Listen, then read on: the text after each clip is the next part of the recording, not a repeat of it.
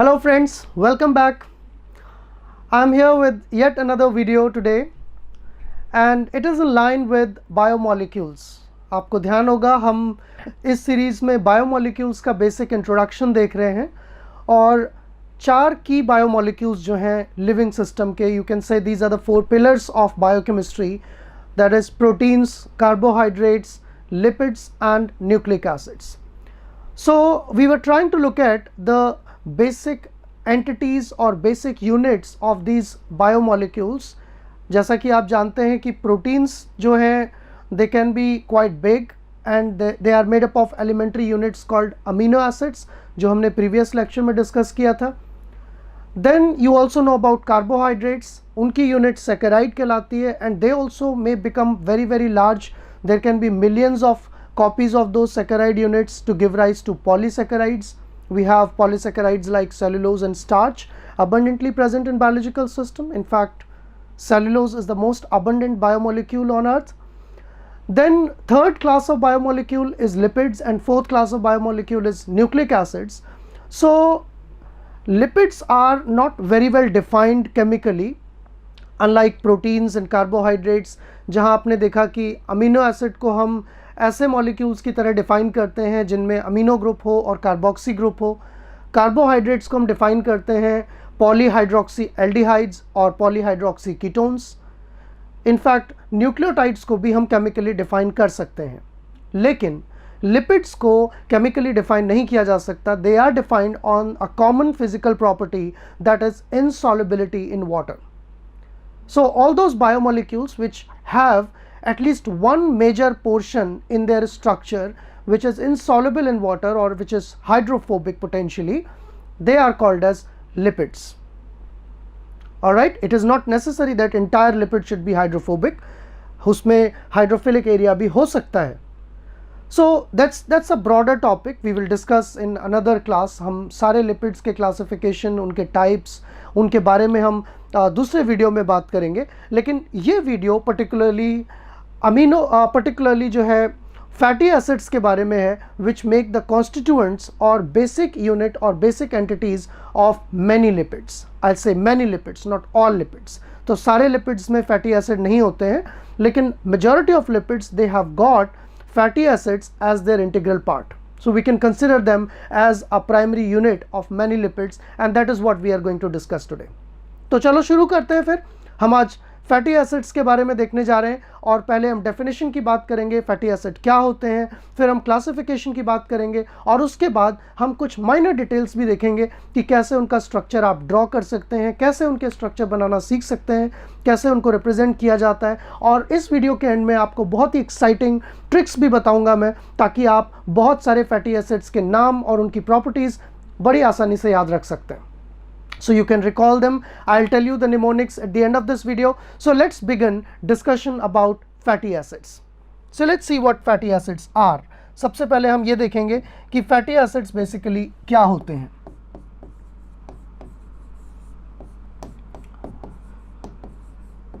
So if you go to the name, अगर आप नाम पर जाएं fatty acids के कि fatty acids क्या होते हैं, तो यहाँ पर भी आप अमीनो एसिड जैसा एक टर्म देख रहे हैं. क्या? Acid. And chemically this acid is this particular group. Okay, so chemically अगर हम बात करें, carboxylic group is commonly known as acid group, जिसकी वजह से इनको एसिड्स कहा जाता है. Now what do you mean by this word fatty? Are they really fat? Fat होते हैं क्या वो, या वो हमारा फैट बढ़ाते हैं इसलिए उनको फैटी एसिड्स कहते हैं? Probably not. The fatty word is mainly used for things which are oily or which are hydrophobic in nature. जैसा कि हमने बात की अभी कि सारे lipids ही hydrophobic portion उनमें होता है, significant portion. तो fatty acids जो हैं they are oil like carboxylic acids, oil like या water में insoluble carboxylic acids. So now this makes the foundation of what should be called as fatty acid and what should not be called as fatty acid. So everything that contains a carboxylic group may not be fatty acid. In fact, many people, many academicians, they have different opinions इसके बारे में उनके opinion कई बार very करते हैं। कुछ लोग वो सारे मॉलिक्यूल्स जिनमें एटलीस्ट एक कार्बोक्सिलिक ग्रुप है उनको फैटी एसिड कंसिडर करते हैं, हालांकि वो गलत है। कुछ लोग ये मानते हैं कि कार्बोक्सिलिक ग्रुप तो होना ही चाहिए, लेकिन साथ में इसके साथ एक हाइड्रोफोबिक पोर्शन भी होना चाहिए। So longer the hydrophobic portion, more fatty और मोर ऑयली और more hydrophobic it would be. तो कहाँ से शुरू करें? मतलब if you talk about, if you ask me what is the smallest fatty acid in nature, तो क्या नाम दिया जाए? What should be the name given to them? Anyone please? Now going to one school of thought, अगर हम कुछ लोगों की बात करें जो फैटी एसिड्स का डिस्कशन करते हैं, तो उस केस में हम कह सकते हैं some of the people start with a very fundamental molecule that is called as acetic acid. और एसिटिक एसिड जो है उसको भी कुछ लोग फैटी एसिड मानते हैं, हालांकि नहीं मानना चाहिए क्योंकि इसमें बहुत बड़ा हाइड्रोफोबिक पोर्शन नहीं है। इसके बाद एक और कार्बन आप ऐड कर देते हैं, that gives you another molecule, एक और मॉलिक्यूल मिल जाएगा आपको। What is its name? इसका क्या नाम है? This is a 3 carbon molecule, you call it as propionic acid, right? If you further add another group, एक और एल्काइल ग्रुप ऐड कर सकते हैं आप इसमें। So that can be called as butanoic acid, or in common term this is called as butyric acid. So these are the 3 common names: butyric acid, propionic acid and acetic acid, which can be considered as the 4 members or early members of fatty acids. But I will still say you should refrain from using acetic acid to be called as fatty acid. In fact, इससे भी पहले एक carboxylic group वाला acid आ सकता है, that is called as formic acid, and of course this doesn't have any hydrophobic chain. इसमें कोई भी हाइड्रोफोबिक पोर्शन है ही नहीं, तो इसको तो हम बिल्कुल भी फैटी एसिड कंसिडर नहीं कर सकते हैं। लेकिन हाँ, अगर कुछ लोगों का ओपिनियन हम माने तो this is the hydrophobic portion, this is slightly longer hydrophobic portion, this is even much longer hydrophobic portion. तो इस बेसिस पर हम कह सकते हैं कि इनको भी अगर हम फैटी एसिड कहें तो बहुत ज़्यादा गलत नहीं है, एंड देयरफॉर आई विल से कि कोई स्ट्रिक्ट डेफिनेशन नहीं है कि इतने कार्बन के बाद जो है उसको फैटी एसिड कहेंगे, इतने कार्बन के कम फैटी एसिड नहीं कहेंगे। The idea is that they should have oily appearance and they should have a carboxylic group. So now how long you can increase this chain, ये चेन कितनी बड़ी हो सकती है, फैटी एसिड बढ़ते बढ़ते कितने बड़े हो सकते हैं, और किस तरह के फैटी एसिड्स नेचर में मिल सकते हैं, उसके बारे में हम डिस्कशन करेंगे। So before that let me tell you that depending on the length of chain, this hydrophobic portion, कि ये कितना बड़ा है, हम फैटी एसिड्स को ग्रुप कर सकते हैं। We can say that these fatty acids would be possibly of many types, and depending on how large chain is present, chain length कितनी है, उसके बेसिस पर एक इनिशियल क्लासिफिकेशन किया जा सकता है फैटी एसिड्स का। So we call them as short chain fatty acids, some which have slightly longer chains, they are called as medium chain fatty acids. कुछ की चेन और लंबी होती है, उनको हम लॉन्ग चेन फैटी एसिड्स बोलते हैं, और कुछ बहुत ही लंबी चेन वाले होते हैं, उनको हम very long chain fatty acids बोलते हैं। So this is how we can classify the different type of fatty acids. Now यहाँ पर there are opinions of researchers which tell कि हाँ, यहाँ हम कुछ कार्बन एटम डिफाइन कर सकते हैं। So if you have the number of carbon atoms which are limited to 5,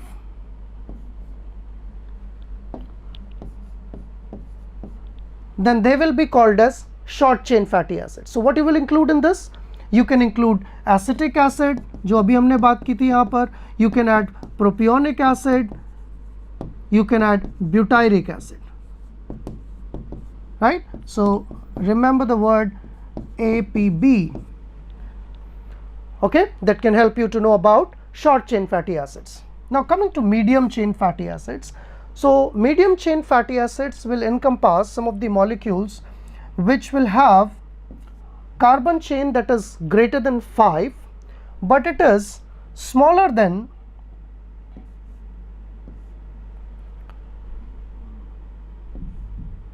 13. Okay, 13 carbon से अगर कम है इसमें, then they will be called as medium chain fatty acids. But if the number of carbon atoms is 14 or above but smaller than 22 से कम है, they will be called as long chain fatty acids. And very long chain fatty acids, the number of carbon atoms is greater than 22. 22 से भी ज़्यादा अगर carbon atom है side chain में, जो hydrophobic portion है, they will be called as very long chain fatty acids. तो अब मुझे बताइए, आपको ये समझ आ गया कि लॉन्ग चेन फैटी एसिड्स क्या है, शॉर्ट चेन फैटी एसिड्स क्या है, इनको आप डिफ्रेंशिएट कर सकते हैं कि नहीं कर सकते हैं. So you have short chain fatty acids as one category, medium chain fatty acids as another category, long chain fatty acids as another category, and very long chain fatty acids as yet another category. So this is one primary type of classification. ये एक तरह का classification है fatty acids का. इनके अंदर कौन कौन से fatty acid आएंगे? तो obviously हम अगर कार्बन के नंबर की बात करें तो यहाँ पर 2 कार्बन थे, यहाँ पर 3 कार्बन थे, यहाँ पर 4 कार्बन थे. और अगर आगे बढ़ते हैं, C is equal to 6, C is equal to 8, C is equal to 10, C is equal to 12. So we will have few more examples. हमें कुछ और example मिलेंगे. Like we have an example called capronic acid. We have an example called caprylic acid, and one example as capric acid. Okay, and then 12 carbon containing one interesting molecule called lauric acid. Okay, so you can remember CCCl as an acronym. यहाँ पर था APB, acetic propionic butyric, and you can remember CCCl as an example of medium chain fatty acids. तो यहाँ पर आपको ध्यान रखना है कि जो फैटी एसिड्स के नाम होते हैं ये बड़ा इंटरेस्टिंग है, कहीं ना कहीं इनके सोर्सेस से जुड़े हुए होते हैं. जैसे कि अगर हम इनकी बात करें, ये सारे ट्रिवियल नेम्स हैं, these are not IUPAC names. अगर आप IUPAC नेम पर जाएंगे तो वहाँ पर सेट ऑफ रूल्स हैं जिनके बेसिस पर आप नाम दे सकते हैं. जैसे अगर मैं बात करूँ आपसे कि एसिटिक एसिड का नाम क्या होगा, सो this is CH3COOH. Since you have 2 carbon atoms, you will use the prefix eth, and since there is oic acid, carboxylic acid, so you will use this word. Similarly, सारे fatty acids के लिए, like if you have 6 carbon atoms, that will be hexanoic acid, octanoic acid, decanoic acid. इस तरह से आप इनके नाम दे सकते हैं IUPAC नेम. लेकिन IUPAC से ज़्यादा पॉपुलर जो हैं वो ट्रिवियल नेम्स हैं, और ट्रिवियल नेम्स कहीं ना कहीं ओरिजिनेट होते हैं उनके सोर्सेज से. जैसे यहाँ पर अगर आप 3 वर्ड्स देख रहे हैं, ये capronic, caprylic and capric. So capros means goat in Greek, and most of these fatty acids are originating from goat, इसलिए इनका नाम इस तरह से दिया गया है. लॉरिक एसिड, ये भी लॉरियस नाम के एक प्लांट से निकाला जाता है, इसलिए इसका नाम लॉरिक एसिड रखा गया. और बल्कि आप जानते होंगे कि ज़्यादातर जो फेस वॉश आप यूज़ करते हैं, जो सोप यूज़ करते हैं, सो majority of those agents contain lauric acid salts. आप देखेंगे उसमें sodium salt of lauric acid.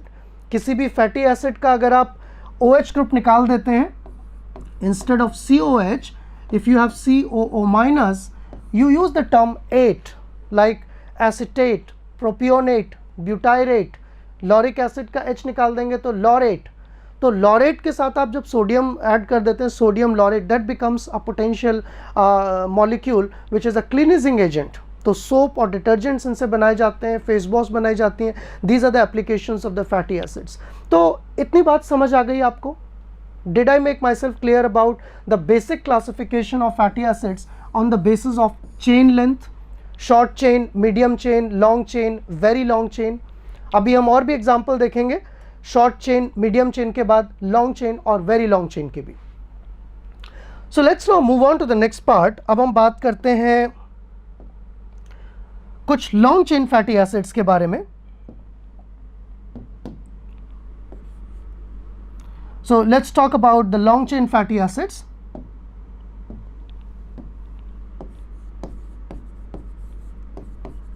So this is the most abundant class of fatty acids which is found in biological systems, and these can further be divided. In fact, all of the fatty acids can further be divided into two categories, जो मैं अभी 2 minute में आऊँगा.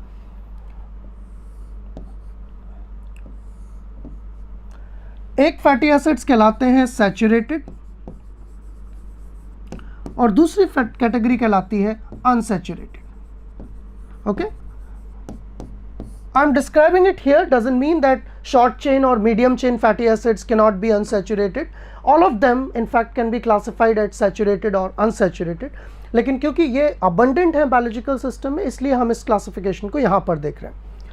तो अगर हम बात करें अभी कुछ एग्जांपल्स की जो बायोलॉजिकल सिस्टम में मिलते हैं, तो आपने देखा कि कितने कार्बन तक मीडियम चेन थे? 12 कार्बन तक.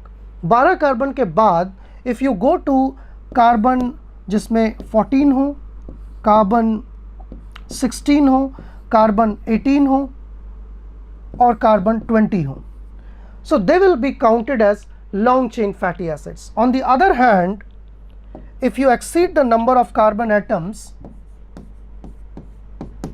अगर आप इसका नंबर बढ़ा दें, if you go for 22, you go for 24, you go for 26, they will be called as very long chain fatty acids. So we have some popular examples here. यहाँ पर कुछ common examples हैं जो widely use होते हैं, and they include, the first one is myristic acid with 14 carbon atoms. 16 वाला जो है palmitic acid, then 18 carbon stearic acid and 20 carbon atom arachidic acid. Okay, so we should also know that इनके नाम भी ये trivial names हैं और ये कहीं ना कहीं इनके सोर्सेज से आते हैं. Myristic acid, Myristica is a plant from which this is obtained, इसलिए इसका नाम मिरिस्टिक एसिड है. पाम से निकाला जाता है, पाम कोकोनट पाम की जो फैमिली है उससे निकाला जाता है, that's why it is called as palmitic acid. Stear is a word that is used particularly for processed beef. Beef के लिए यूज़ किया जाता है ग्रीक में दिस वर्ड, तो ये बीफ से निकलता है, एनिमल ओरिजिन का फैट है, फैटी एसिड है, इसलिए इसको स्टीयरिक एसिड कहते हैं. Arachidic acid that comes from arachis, that is groundnut, मूंगफली होती है, तो मूंगफली में सबसे पहले ये देखा गया था और उसमें अबंडेंटली प्रेजेंट होता है, that's why it is named as arachidic acid. तो इनके सबके नाम जो है वो कहीं ना कहीं they are associated with their origin, and that might help you to know what are the sources, abundant sources of these fatty acids.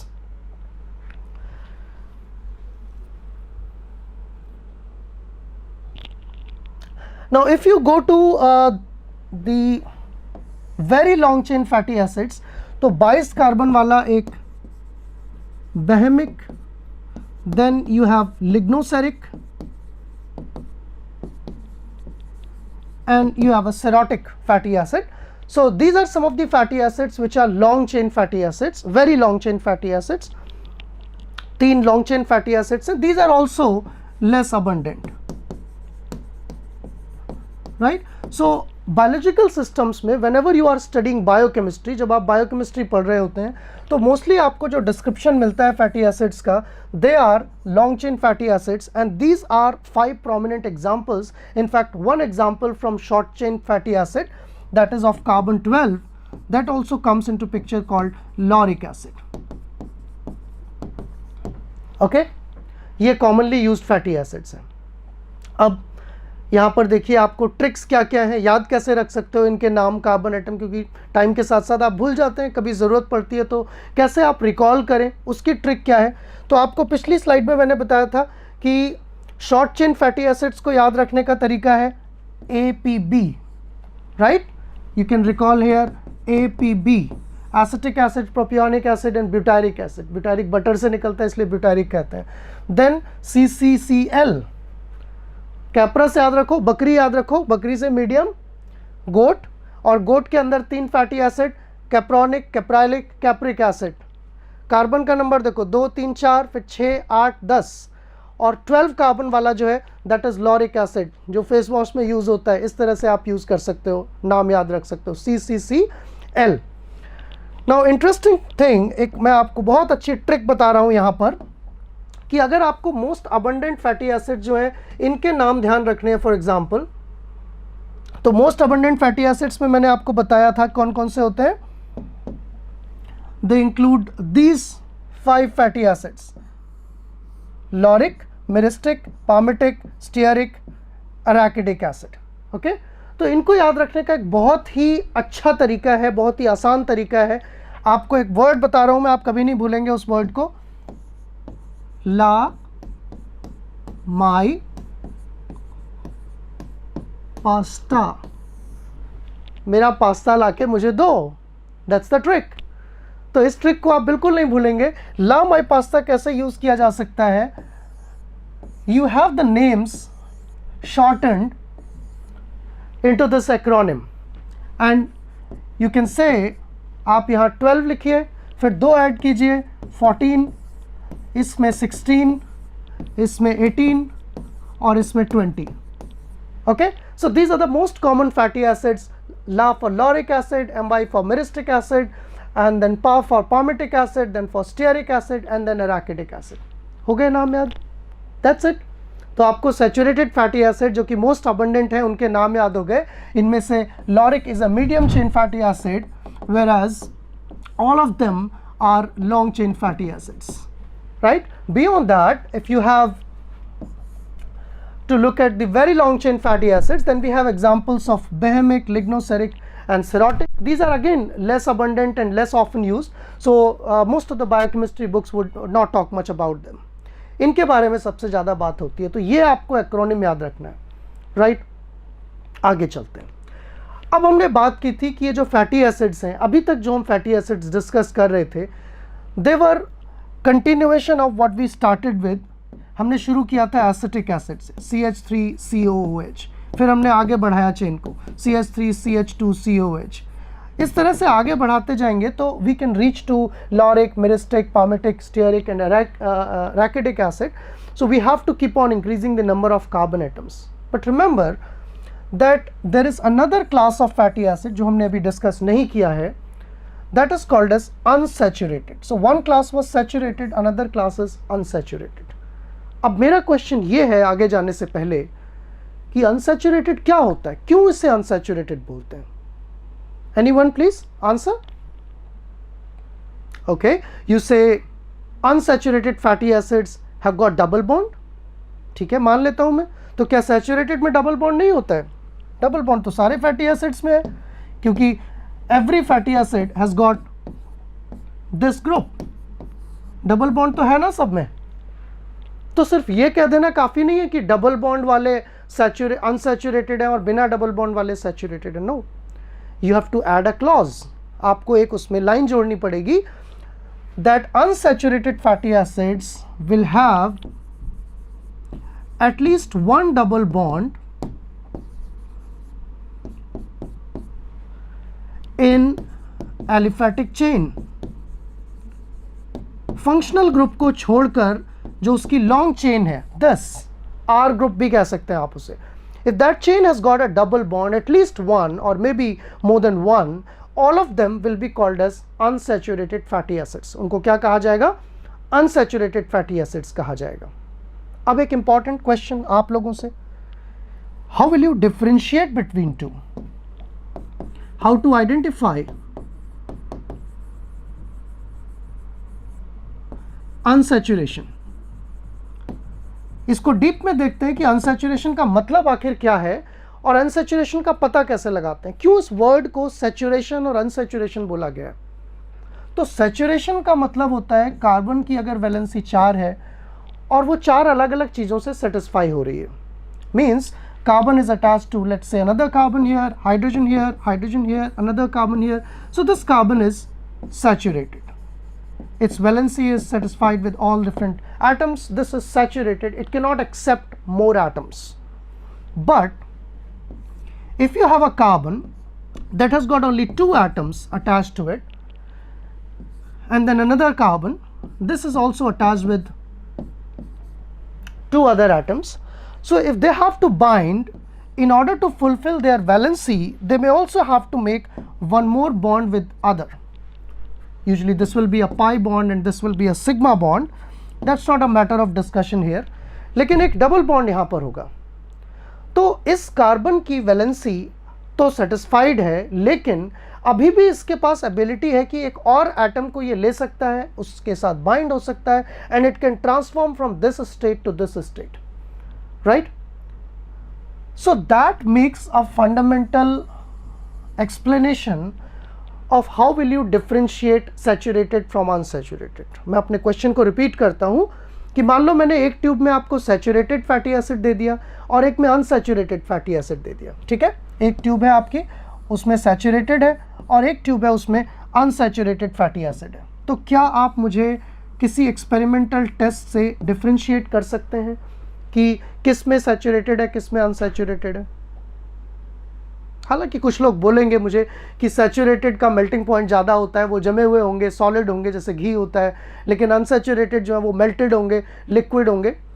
That's another way of identifying. But what if it is a summer day, गर्मी के दिन है, दोनों चीज़ें पिघली हुई है, घी भी पिघल गया और ऑयल जो है वो भी लिक्विड है, तो देख के कैसे बताओगे ट्यूब में कि कौन सा सैचुरेटेड है, कौन सा अनसैचुरेटेड है? वो जानना जरूरी है ना. तो यहाँ पर एक केमिकल टेस्ट है जो दोनों चीज़ों में डिफ्रेंशिएट कर सकता है, और उस केमिकल टेस्ट का बेस क्या है? ये structure. So if I say that this particular molecule, ये जो पर्टिकुलर मॉलिक्यूल यहाँ पर आपको दिखाया, this can undergo a specialized type of reaction which this cannot go, and that reaction is called as addition reaction.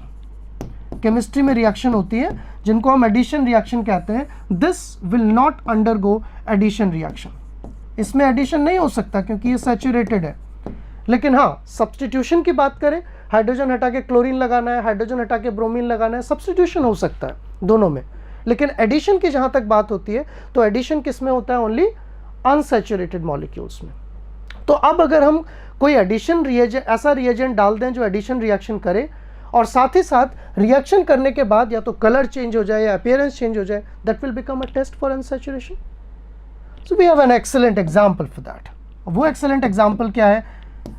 एक molecule जिसको हम कहते हैं हाइड्रोजन ब्रोमाइड, इसको ब्रोमीन वाटर भी कहा जाता है. So bromine water is brown in colour.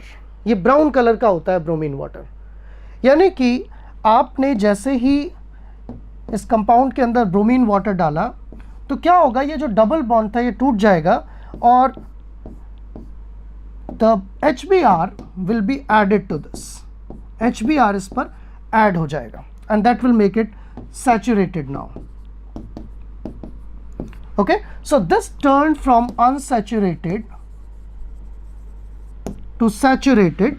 ये unsaturated से saturated हो गया by the process called addition reaction. और जब ये हाइड्रोजन ब्रोमाइड इसमें ऐड हो जाएगा तो क्या होगा? बेसिकली जो यहाँ पर आपने ट्यूब लिया था, इसमें ब्रोमीन डाल देने की वजह से, ब्रोमीन वाटर डाल देने की वजह से ये क्या हो गया था? ब्राउन हो गया था. लेकिन क्योंकि वो HBr कंज्यूम हो जाएगा, it will get added, so this will now turn into colourless. So that's the test. ये टेस्ट है. आपके पास 2 ऑयल हैं, 2 फैटी एसिड हैं या 2 लिपिड्स हैं, आपको अनसैचुरेशन चेक करना है, ब्रोमीन वाटर डालिए. अगर कलर डिसअपियर हो गया मतलब एडिशन हो गया, एडिशन हो गया मतलब वो क्या था? अनसैचुरेटेड था.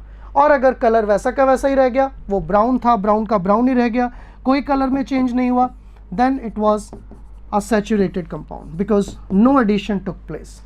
सो this is how we differentiate a saturated fatty acid from an unsaturated fatty acid.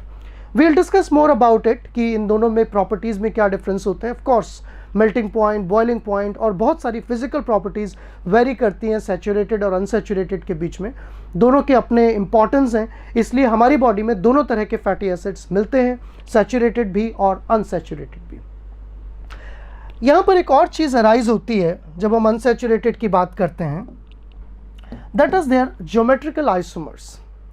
So when we talk about an unsaturated compound, particularly when it has double bond, उसके दो अरेंजमेंट हो सकते हैं। एक अरेंजमेंट जहाँ पर बड़े ग्रुप या बल्कि ग्रुप एक ही साइड में लगे हों, जैसे कि R side chain, this R it's on the same side, hydrogen is here.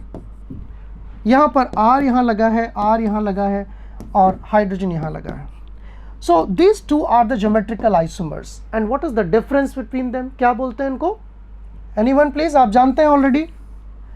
This form is known as cis arrangement, and this geometrical form is known as transform. इसको हम transform कहते हैं। तो अब एक important question है कि अगर हम fatty acids की बात करते हैं तो fatty acids में सिस ज़्यादा स्टेबल फॉर्म होती है या ट्रांस? स्टेबिलिटी की अगर बात करते हैं, केमिस्ट्री के लोगों से आप पूछोगे, वो आपको कहेंगे कि this is more stable, sorry, transform is more stable. So chemically this is more stable, this is less stable. But if you look at the overall shape, अगर आप ओवरऑल शेप देखें, जैसे कि एक चेन है यहाँ पर, ये फैटी एसिड की एक चेन है, ये डबल बॉन्ड आया, तो डबल बॉन्ड आते ही अगर सिस बॉन्ड होगा it will make a kink, ये किंक लेकर आ जाएगी इसमें शेप में। मतलब अगर हम एक फैटी एसिड बना रहे हैं तो वो इस तरह से सीधा सीधा सैचुरेटेड फैटी एसिड है, लेकिन यहाँ पर डबल बॉन्ड था, तो अगर सिस डबल बॉन्ड होगा तो वो पूरा मॉलिक्यूल इस तरह से हो जाएगा। और अगर ट्रांस डबल बॉन्ड होगा तो आप देखिए कि this is a molecule and this almost remain similar, it doesn't change much in the size, so this will be the shape of trans molecule.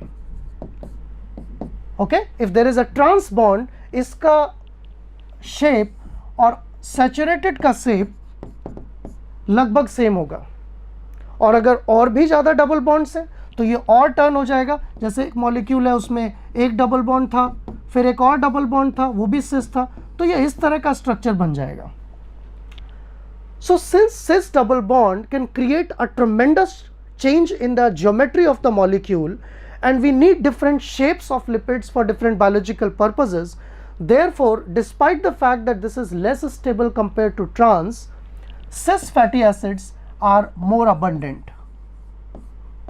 ये ज़्यादा प्रिवेलेंट होते हैं या बायोलॉजिकल सिस्टम में abundant होते हैं compared to trans. In fact, we don't have trans fatty acids at all. We don't synthesize trans fatty acids. And इसलिए आपने फूड पैकेट पे लिखा हुआ देखा होगा नो ट्रांस फैट। अब वो जो नो ट्रांस फैट लिखा रहता है, चिप्स खाते हो आप, कोई भी चीज़ें खाते हो, तो क्यों लिखा रहता है? क्योंकि ट्रांस फैट आपकी बॉडी में यूज़ भी नहीं होंगे, आपकी बॉडी में बन नहीं रहे। तो अगर आप ट्रांस फैट खा लोगे तो वो ब्लड में सर्कुलेट होते रहेंगे, राइट? उनका कोई यूज़ ही नहीं है हमारे बॉडी में, तो फिर वो घूमते रहेंगे, वो नुकसान पहुंचाएंगे। इसलिए फूड प्रोडक्ट्स जो होते हैं उनमें ट्रांस फैट नहीं होना चाहिए। That's why we have these labels on most of the fatty acids, that's called most of the food packets called no trans fat.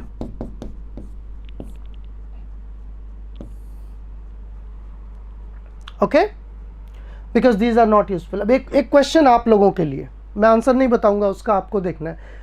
मैंने कहा कि ट्रांस फैट हमें ज़रूरत नहीं होती है, हमारी बॉडी में बनते भी नहीं है, और बायोलॉजिकल सिस्टम में उनका कोई इतना रोल भी नहीं है। तो फिर जब फूड प्रोडक्ट्स में और जो चिप्स बनाते हैं ये वेजिटेबल या एनिमल फैट से ही तो बनती है कहीं ना कहीं, तो इनमें कहाँ से ट्रांस फैट आ जाएगा? फिर जब बनता ही नहीं है ट्रांस फैट तो आ कहाँ से जाएगा? फिर ये लेबल लगाने की क्या ज़रूरत है नो ट्रांस फैट, जब होता ही नहीं है ट्रांस फैट? तो ये क्वेश्चन आपके लिए है, you have to answer in the comment, you have to check with this video. आपको ढूंढ के मुझे बताना है कि ट्रांस फैट आखिर कहाँ से आ जाता है, you have to answer it. तो ये बात हो गई सिस और ट्रांस अरेंजमेंट की। जो अनसेचुरेशन है that can give rise to two kind of structures, cis and trans. And most abundant is cis because it gives alternate shapes, alternate geometries that are useful for biological systems. अब examples की बात करते हैं और further इनके types की बात करते हैं. तो unsaturated fatty acids जो हैं इनको broadly दो categories में हम divide कर सकते हैं. Okay? One of the category is known as monounsaturated fatty acid and another category is known as polyunsaturated fatty acid. Now what does it mean? अगर एक ही डबल बॉन्ड है तो monounsaturated fatty acid, अगर कई सारे डबल बॉन्ड है more than one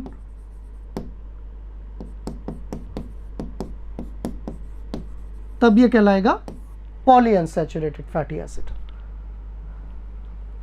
तो यहां पर अभी हम एग्जाम्पल देखेंगे. एग्जाम्पल से पहले मैं एक बात आपको बताना चाहूंगा कि जब भी हम फैटी एसिड्स के नाम या एग्जाम्पल्स लिखते हैं तो मैंने आपको बताया एक तो तरीका है ट्रिवियल नेम लिखने का.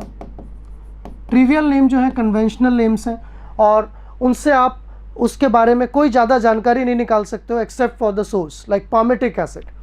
तो पामेटिक एसिड से आपको नहीं पता चल रहा है कि उसमें कितने कार्बन होंगे, कितने किस जगह क्या चीज़ होगी, बस सोर्स का पता चल रहा है, वो पाम से निकलता है. And just because somebody has memorised, अगर मेमोराइज कर लिया then you know that it is 16 carbon atom fatty acid.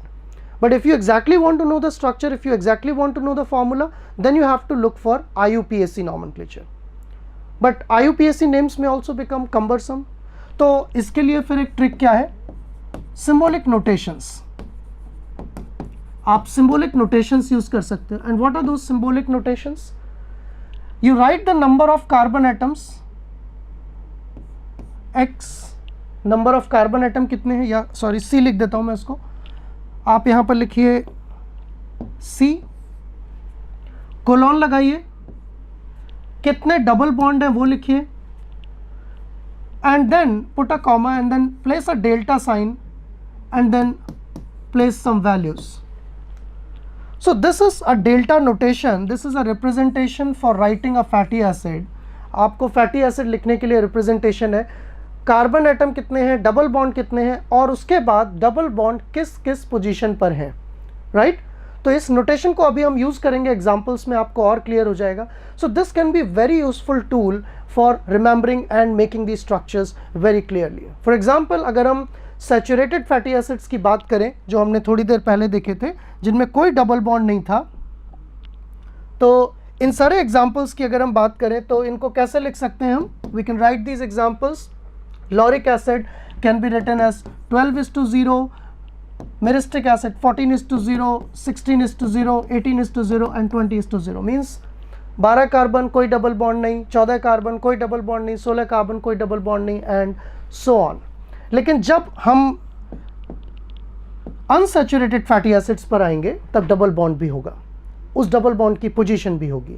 तो वो पोजीशन के बारे में और एग्जांपल्स के बारे में हम देखते हैं.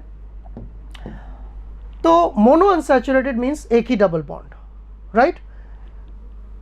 इनके कुछ एग्जांपल्स याद करने के लिए आपको क्या करना होगा, मैंने बताई थी वही ट्रिक आप याद कीजिए दोबारा से. ला माई पास्ता, राइट? तो इन्हीं कार्बन के, इतने ही कार्बन के फैटी एसिड्स में आपको पता है कि इसमें कितने कार्बन है, 12, इसमें कितने हैं 14, इसमें 16, इसमें 18 और इसमें 20. सो इन्हीं से ओरिजिनेट होते हैं अनसैचुरेटेड फैटी एसिड्स. इन्हीं से अनसैचुरेटेड फैटी एसिड्स ओरिजिनेट हो सकते हैं. आप ये 3 फैटी एसिड्स का अनसैचुरेटेड वर्जन बना सकते हो. मिरिस्टिक एसिड से अनसैचुरेटेड वर्जन जो बनता है that is myristoleic acid. Palmitic acid से जो बनता है that is called as palmitoleic acid. और स्टीयरिक एसिड से डायरेक्टली आप स्टीयर वर्ड हटा दीजिए, that only becomes oleic acid. Okay, तो इनके लिए आपको ट्रिक की ज़रूरत ही नहीं है. लामाई पास्ता आपको याद है, मिरिस्टोलिक, पामेटोलिक, ओलिक. और अराकिडिक एसिड का भी आप बना सकते हैं that becomes arachidonic, but arachidonic will not come here since it is in polyunsaturated fatty acid category, तो मैं इसको अभी यहाँ नहीं लिख रहा हूँ. तो 3 मोनो अनसैचुरेटेड फैटी एसिड्स हैं. अब कैसे इनको याद रखोगे? देखो, मिरिस्टिक यहाँ से आया, लामाई पास्ता 14, ये 16, ये 18, तीनों में एक एक डबल बॉन्ड, 16:1, 18:1.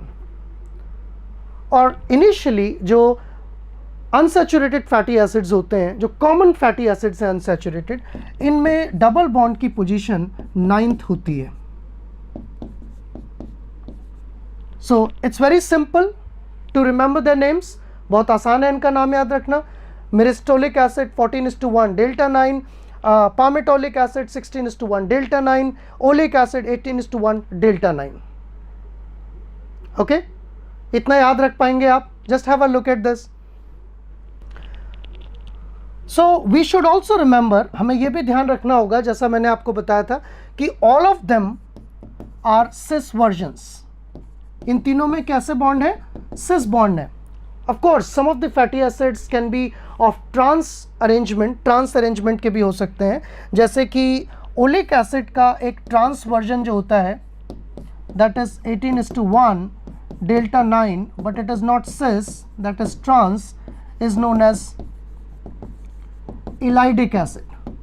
उसको क्या बोलते हैं? इलाइडिक एसिड बोलते हैं. ऐसे ही वैक्सीनिक एसिड भी होता है एक, 18:1 delta 6. Then there is another fatty acid, sapinic acid. So these are all trans fatty acids. ये जो मैंने एग्जाम्पल दिए हैं ये ट्रांस फैटी एसिड्स के हैं. तो there are some trans fatty acids which exist, but that was a question for you. You have to find out from where do they come. There can be some higher order fatty acids also. कुछ और भी बड़े fatty acids हो सकते हैं. For example I will say there can be some higher order mono unsaturated fatty acid, जैसे कि एक अच्छा एग्जाम्पल है इर्यूरिक एसिड. सो इर्यूरिक एसिड में 20 कार्बन एटम्स होते हैं, एक डबल बॉन्ड होता है और वो 16th पोजीशन पर प्रेजेंट होता है, 13th पोजीशन पर प्रेजेंट होता है. So these are examples of unsaturated, mono unsaturated fatty acids. ये मोनो अनसैचुरेटेड फैटी एसिड्स के एग्जाम्पल हैं. इससे पहले कि हम पॉली अनसैचुरेटेड फैटी एसिड्स के एग्जाम्पल पर जाएं, let me also tell you कि इन फॉर्मूले को देखकर आप इनके स्ट्रक्चर कैसे बना सकते हो. How to make the structures of fatty acids. Let's talk about it for a while. So making the structures of fatty acid is not a difficult thing. Suppose I say make the structure of palmitic acid. If I ask you one basic question, or if I ask you make a structure of stearic acid, let us say, इनका structure बनाइए दोनों का. So to begin with, you have to go back to the trick जो मैंने आपको trick बताई है. La my pasta 12 16 12 14 16 18 and 20. and there is a very interesting notation जो आपने कई जगह देखा होगा. बहुत आसान सा तरीका है फैटी एसिड का स्ट्रक्चर बनाने का. पहले आप कार्बोक्सिलिक ग्रुप बना लीजिए और फिर उसके बाद एक नोटेशन होता है जिसको हम कहते हैं जिग-जैग नोटेशन. तो एक कार्बन तो ये हो ही गया already, this is C1. IUPAC के अकॉर्डिंग हमेशा नंबरिंग फंक्शनल ग्रुप की प्रायोरिटी की तरफ से की जाती है. फिर इसके बाद अगले कार्बन के लिए एक लाइन बनाइए. तो this is your C2. Then you go like this C3 4 5 6 7 8 9 10 11 12 13 14, right. So up to this ये क्या बन गया? 14 कार्बन एटम्स हैं. This is myristic acid. 15 16 ये क्या बन गया? बताइए जल्दी. Palmitic acid. 2 और बना दीजिए 17 18. तो 18 तक क्या बन गया ये? This is stearic acid. है ना आसान तरीका, कोई मुश्किल बात नहीं है. You start with carboxylic group and keep on making a zigzag notation, and then you end up in making the structure. You got myristic acid, palmitic acid and stearic acid structure quite quickly. फटाफट आपने बना लिए, समझ आ गया. अब problem थोड़ी सी आती है जब हम डबल बॉन्ड या अनसैचुरेशन की बात करते हैं. तो जब मोनो अनसैचुरेटेड फैटी एसिड्स की हम बात करेंगे स्ट्रक्चर में, so we will require the position of double bond, and we will also have to look at their arrangement, whether it is cis or trans, because that is going to make a difference in the structure. So let's talk about किसकी बात करें. चलो start करते हैं. Mono unsaturated के example एक बार बताइए मुझे. ला माई पास्ता, मिरिस्टिक से बना मिरिस्टोलिक, that is 12:1 delta 9, then 14:1 delta 9, then palmitic acid से बना palmitolic 16:1 delta 9, और stearic acid से बना oleic acid. So you have examples: myristolic, palmitolic and oleic. This is 18:1 delta 9, this is 16:1 delta 9, and this is 14:1 delta 9. If you want to go for higher order, uric acid, so that is 20:1 delta 13. Okay, एक interesting बात है uric acid के बारे में. ये European जो crops हैं वहाँ पर ब्रेसिएसी फैमिली का एक प्लांट है जिससे ऑयल निकाला जाता था, but that was having a very high uric acid content which was unfit for consumption. तो कनाडा में ग्रो होने वाले उस क्रॉप को मॉडिफाई किया गया, जेनेटिकली इंजीनियर किया गया, और उसमें यूरिक एसिड का कंटेंट कम किया गया. तो उस प्लांट का नाम रखा इन्होंने जेनेटिकली इंजीनियर्ड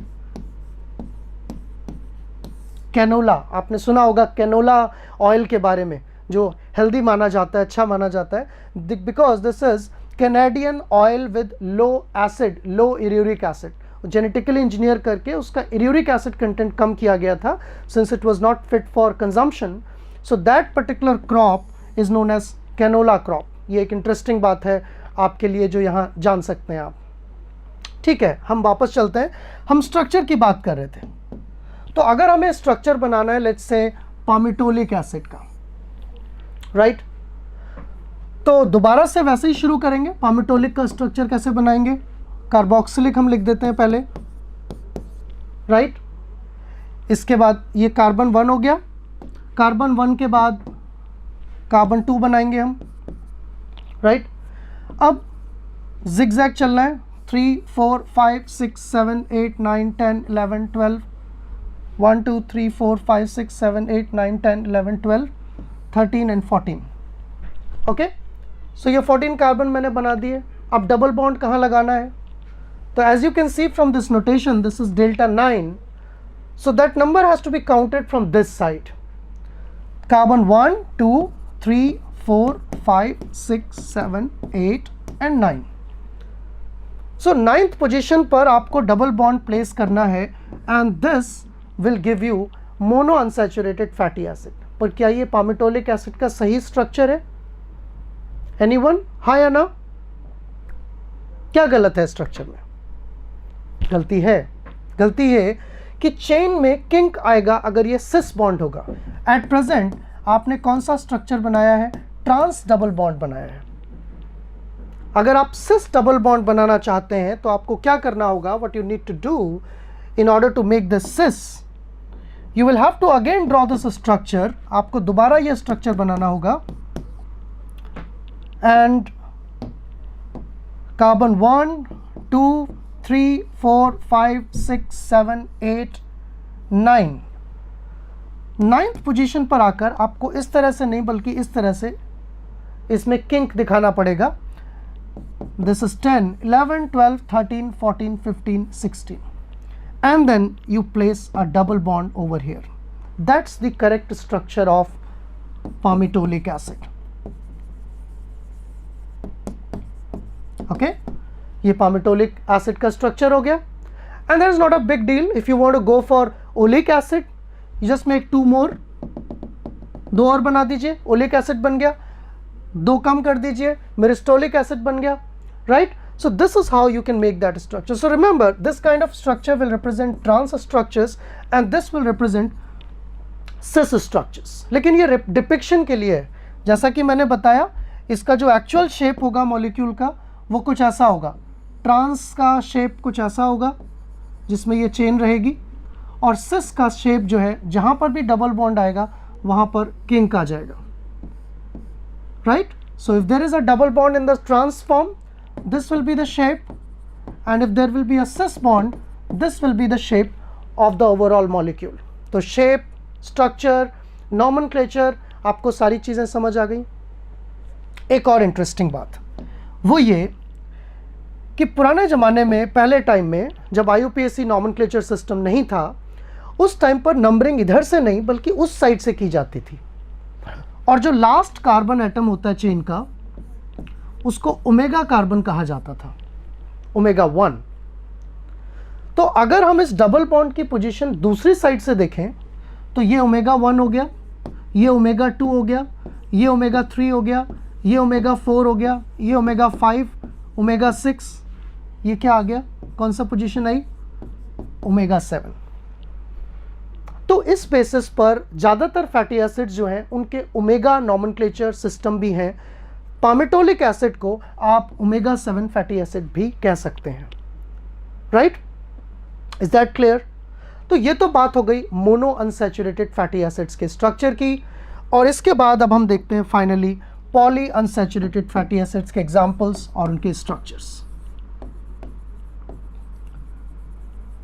सो पॉली अनसैचुरेटेड फैटी एसिड्स और PUFA, इनके स्ट्रक्चर अगर आपको देखना है तो पहले एग्जांपल्स देखते हैं. इनके जो पॉपुलर एग्जांपल्स हैं, जो कॉमन एग्जांपल्स हैं बायोलॉजिकल सिस्टम में जो मिलते हैं, let me right their names for you, and they include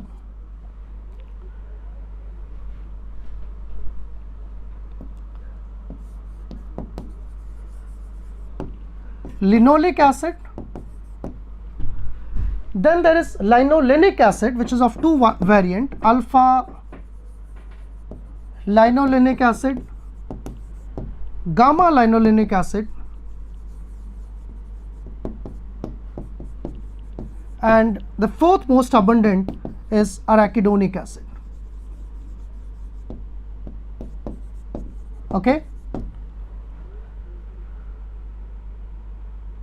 So these are the four common names. और यहाँ पर ट्रिक क्या है याद रखने की, जैसे लामाई पास्ता वहाँ पर ट्रिक थी, ऐसे इसके लिए आप याद रख लीजिए लीनगर. ओके? सिटी का नाम चेन्नई में टी नगर है, ऐसे आप लीनगर याद रख लो.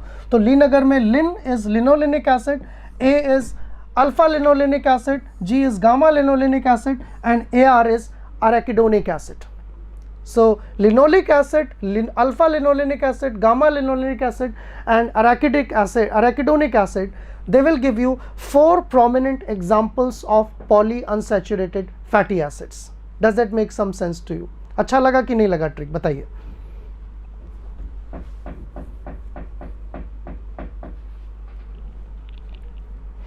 अब इनके डबल बॉन्ड की पोजीशन, क्योंकि अगर आपको स्ट्रक्चर याद रखने हैं तो इनके डबल बॉन्ड भी पता होने चाहिए, तो हम इनके सिंबॉलिक रिप्रेजेंटेशन लिख देते हैं.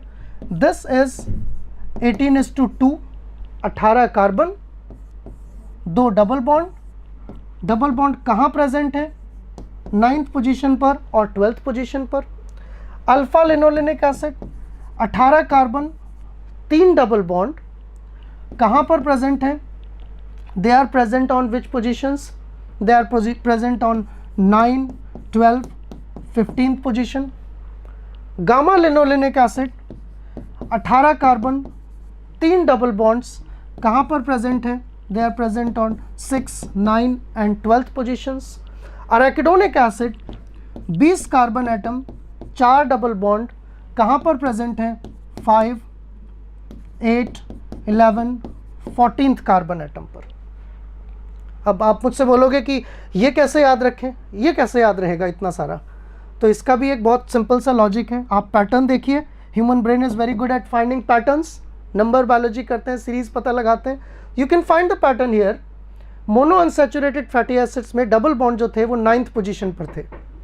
पॉली अनसैचुरेटेड में भी या तो 9 या 6 या 5 से शुरू हो रहे हैं, लेकिन डबल बॉन्ड की पोजीशन 3 के गैप पर है। 9 में 3 जोड़ो 12, 9 + 3 + 3, 9 + 3 12, 12 + 3 15, 6 + 3 9, 9 + 3 12, 5 + 3 8, 8 + 3 11, 11 + 3 14। तो अगर आप इनका पहला नंबर याद रख लें कि लिनोलिक एसिड में 9th पोजीशन पर पहला डबल बॉन्ड है, अल्फा लिनोलिक में भी 9th पर फर्स्ट डबल बॉन्ड है, गामा लिनोलेनिक में भी 6 पर फर्स्ट डबल बॉन्ड है और अराकिडोनिक में 5th पर फर्स्ट डबल बॉन्ड है। उसके बाद आप 3 ऐड करते जाइए, आपको सारे डबल बॉन्ड की पोजीशन पता चल जाएंगी। Isn't that good enough? याद रखने के लिए आसान तरीका है। आपको एक चीज़ याद रखनी है, लीनगर, linoleic, alpha linolenic, gamma linolenic and arachidonic, और उसके बाद आपको इनके जो फर्स्ट कार्बन है 9, 9, 6 एंड 5, ये फर्स्ट डबल बॉन्ड की पोजीशन है। बाद में 3 जोड़ दो, 9 12 9 6 9 12 15, 6 9 12, 5 8 11 14 बन गए। आपको फॉर्मूले याद हो गए। स्ट्रक्चर बनाना और भी आसान। कैसे बनाएंगे स्ट्रक्चर? देखिए, लिनोलिक एसिड का स्ट्रक्चर आपको बनाना है अगर, तो लिनोलिक एसिड का स्ट्रक्चर अगर बनाना होगा तो सबसे पहले आपको कार्बोक्सी ग्रुप बनाना है। ये बन गया कार्बोक्सी ग्रुप। कार्बोक्सी ग्रुप के बाद देखिए कितने कार्बन है इसमें, 18 कार्बन है। एक डबल बॉन्ड 9th पर है, एक 12th पर है, तो हम ध्यान रखेंगे 9th और 12th का। ये कार्बन 1 है, ये कार्बन 2 हो गया। 3 4 5 6 7 8 9th नंबर आ गया। डबल बॉन्ड सिस होगा कि ट्रांस? सिस डबल बॉन्ड होगा तो ऐसे बनेगा, राइट? ये हो गया 10 के बाद 11 12, फिर 12 पे एक डबल बॉन्ड आ गया, फिर ऐसे बना दिया 12 13, राइट? 14 15 16 17 18। ओके, तो आपके पास 18 कार्बन हो गए यहाँ पर, और 2 जगह आपको डबल बॉन्ड लगा देना है। ये बन गया first molecule, first polyunsaturated fatty acid, that is linoleic acid. Now linolenic की अगर हम बात करें, बिल्कुल ऐसा ही स्ट्रक्चर बन जाएगा विद द ओनली डिफरेंस, क्या डिफरेंस रहेगा कि इसमें डबल बॉन्ड जो हैं वो 3 होंगे। पोजीशन ध्यान रखनी है, एक कार्बन, दूसरा carbon, 3 third, 4th 5th 6th 7th 8th 9th पर डबल बॉन्ड बना दिया। 10th कार्बन हो गया ये। 11 12 पर एक दूसरा डबल बॉन्ड। 14 15 पर फिर एक डबल बॉन्ड। 17 18। ओके, ये बन गया alpha linolenic acid. 3 double bond 9 12 और 15 पोजीशन पर, right?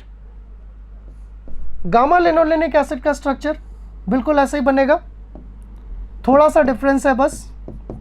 C double bond O OH, the only difference that you will have is position of double bond. पहला कार्बन, दूसरा, तीसरा, चौथा, पांचवा, 6 कार्बन पे डबल बॉन्ड आ जाएगा।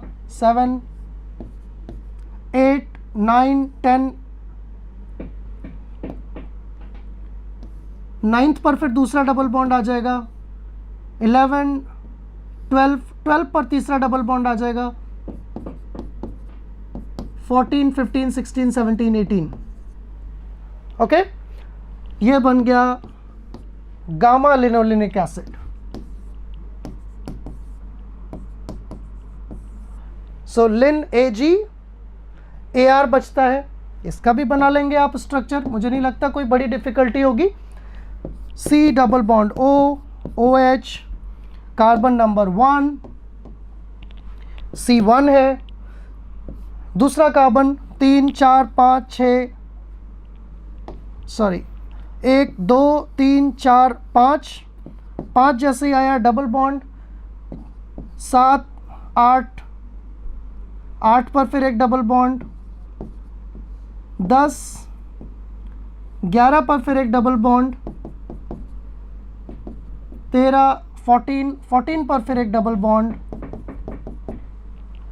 16, 17, 18, 19, 20, ये बन गया अराकिडोनिक एसिड। आप कॉपी पे बना के देखिए। मुझे लगता है कि अब आप आसानी से बहुत ही इजी वे में सारे स्ट्रक्चर्स फैटी एसिड के बना सकते हो। आपके पास ट्रिक्स भी हैं याद रखने की, और आप ड्रॉ भी कर सकते हो। एक लास्ट बात जो मैं यहाँ बोलूँगा कि इन सारे फैटी एसिड्स का ओमेगा नॉमेनक्लेचर भी हो सकता है, क्योंकि जैसा मैंने बताया कि लास्ट कार्बन एटम क्या होता है, that is known as omega 1। So this is, let us say omega 1, this is omega 2, this is omega 3, omega 4, omega 5, omega 6। तो इस फैटी एसिड को हम क्या कह सकते हैं, लिन को, lin can be called as omega 6। If you look at alpha linolenic acid, omega 1, omega 2, omega 3। तो अल्फा लिनोलेनिक एसिड कौन सा ओमेगा फैटी एसिड है, ओमेगा 3। गामा लिनोलेनिक एसिड पर जाइए, omega 1, omega 2, omega 3, omega 4, omega 5, omega 6। Gamma linolenic acid is omega 6. Go to arachidonic acid, last carbon omega 1, omega 2, omega 3, omega 4, omega 5, omega 6। ये भी क्या है, omega 6, right. बल्कि एक और तरीका भी है, शॉर्टकट भी है ओमेगा नॉमेनक्लेचर जानने का। अगर आपको ये स्ट्रक्चर पता है, if you know this structure, if you know this thing, then what you can do is you can simply put इस लास्ट लेटर, ये जो जितने कार्बन एटम्स हैं इसमें से लास्ट वाले को सब्ट्रैक्ट कर दीजिए।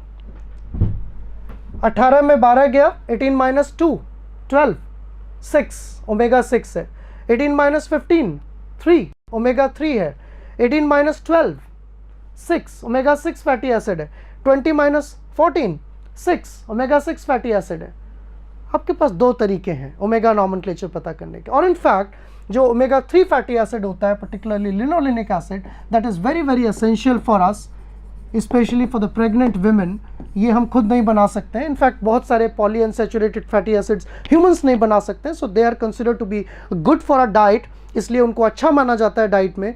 जबकि सैचुरेटेड फैटी एसिड्स हमारा लीवर खुद बना सकता है, and they are considered relatively good, relatively bad if they are taken in diet.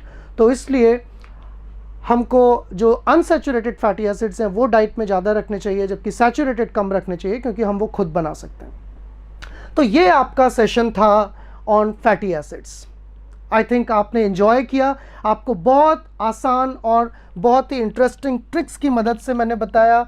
याद रखने की बात, जो टेक होम मैसेज है, वो टेक होम मैसेज क्या है, ला माई पास्ता। इससे बनते हैं examples of saturated fatty acids, lauric, myristic, palmitic, stearic, arachidic, 12 carbon, 14 carbon, 16 carbon, 18 carbon और 20 कार्बन। इसके बाद मिरिस्टिक से बनता है मिरिस्टोलिक, 14:1 डेल्टा 9। पामिटिक से बनता है पामिटोलिक, 16:1 डेल्टा 9। और स्टीयरिक से बनता है oleic acid, that is 18:1 delta 9। So myristolic, palmitolic, oleic, these are examples of monounsaturated fatty acids. You can remember like this. I will write the name again: myristolic, palmitolic and oleic. Finally, we talked about polyunsaturated fatty acids, and prominent examples of polyunsaturated can be remembered by Drake, Linagar, and that represents linoleic acid, alpha linolenic acid, gamma linolenic acid and arachidonic acid. And you know their formula. इनको कैसे याद रखना है वो भी मैंने बताया. This is 18:1 delta 912. This is 18:3 delta 91215. This is 18:3 delta 6912, and this is 20:4 delta 581114. Total number में से ये घटा दीजिए, you get the omega nomenclature 3R omega 6 and only alpha linolenic acid is omega 3 and that is essential fatty acid. I hope आपको बहुत अच्छा लगा होगा। फैटी एसिड्स को याद करने का बहुत ही इंटरेस्टिंग और बहुत ही आसान तरीका यहाँ पर एक्सप्लेन किया गया। I hope you will enjoy and you will pass on to your friends, you will communicate and spread the knowledge. Thank you very much. I will come back with yet another interesting video. Hope you will enjoy it.